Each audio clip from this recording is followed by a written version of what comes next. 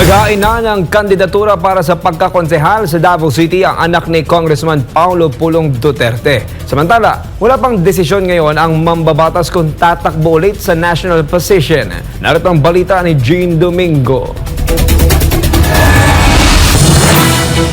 Sa nagpapatuloy na filing ng Certificate of Candidacy sa lungsod ng Davao, sinamahan ni 1st District Representative Paulo Pulong Duterte ang kanyang anak na si Rodrigo Rigo Duterte II sa paghain nito ng kanyang COC upang tumakbong konsehal sa unang distrito ng Davao City. Di akong anak, akong yubanan si Rigo. Nidagan sa nilansar siya pagkakonsehal sa unang distrito. Sa naging panayam sa nakababatang Duterte, sinabi nito na wala pang pinal na desisyon para sa pagtakbo nito sa darating na halalan.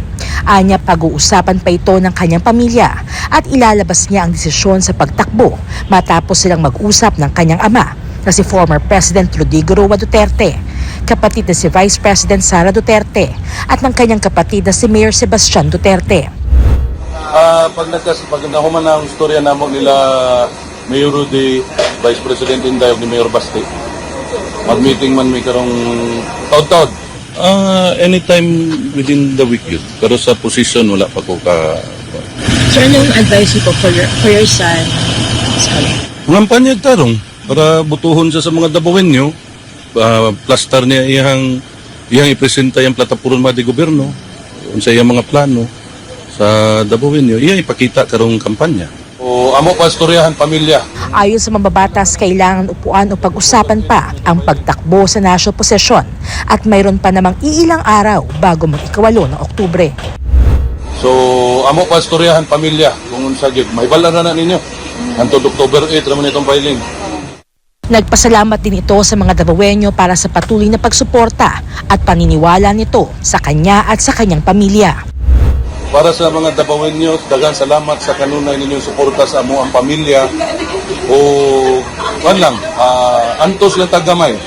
Total dili man forever gid ang kaning pamulitika o kaning panggobyerno, di man ka forever makalingkod diha.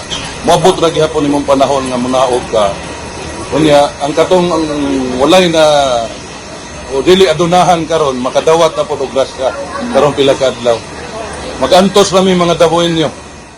Payo nito sa kanyang anak na sasabak sa politika na maalagaan nito ang kanilang kasalukuyang henerasyon para sa seguridad ng kanilang hinaharap. Naot no nga wala pa man kadaog pod pero dapat maatiman pod niya katong ihang generation karon para security pod sa ilang mga umaabot nga anak ug mga apo. Total kita naman niya 5 years naman siya sige tuyok para sa akong opisina sa mga barangay. Kita niyang kapait ug kalisod sa mga tao.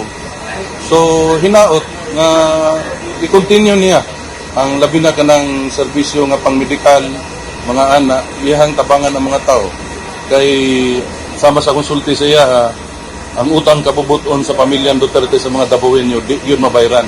So ang amo lang ikauli gid sa ilaha og tagagigayon ng serbisyo para sa Davaoenyo. Samantala sa ikalawang araw ng paghahain ng Certificate of Candidacy ay wala pa ring nagpapahayag ng pagtakbo para sa posisyon ng City Mayor at Vice Mayor para sa lungsod. Nag-uulat para sa Pilipinas Kong Mahal, Jean Domingo, SM9 News.